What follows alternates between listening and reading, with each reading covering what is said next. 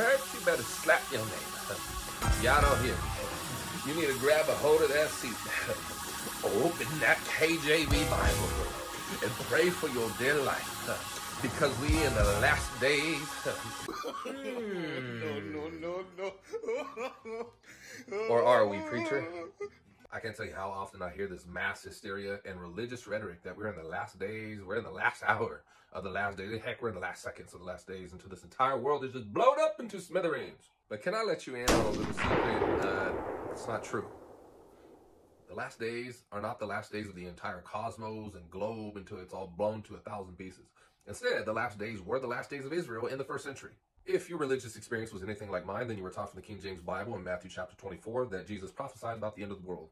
Turns out that's false. When you look up the Greek word aeon, which the King James translator translate to world, it's actually the word age. In Matthew chapter 24, verse 1 and following, the apostles asked Jesus when his coming would be, the destruction of the temple, and the end of the age. It would take too long to explain Matthew chapter 24 to you, so instead of doing so, I'm going to give you 2 hints to indicate to you that the end has already come. Not the end of the world, but the end of the age. Number 1, Jesus says in Matthew chapter 24, verse 14, that this gospel of the kingdom would be preached to all the inhabited earth, then the end will come. In fact, in the first century, the gospel was indeed preached to all the world, or all the inhabited earth. Paul tells us this in Colossians chapter 1, verse 6, Colossians chapter 1, verse 23, Romans chapter 1, verse 8, Romans chapter 10, verse 18, and Romans chapter 16, verse 26, claiming that that command that Jesus gave in Matthew chapter 24, verse 14 was in fact fulfilled. And remember, in that exact chapter and verse, Jesus told us that once that happened, the end will come. The end of what? The end of the temple and the end of the Mosaic age.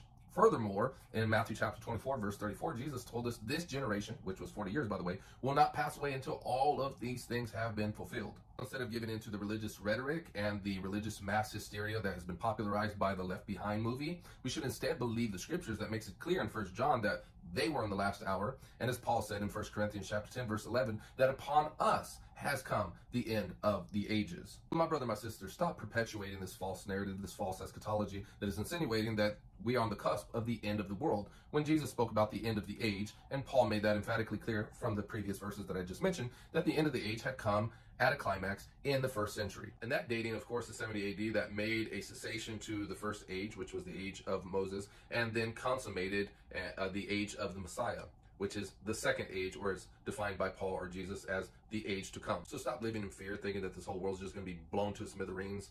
The end had already come. It was the end of the age. This world is not coming to an end. Ecclesiastes chapter 1 says the earth abides forever. God bless.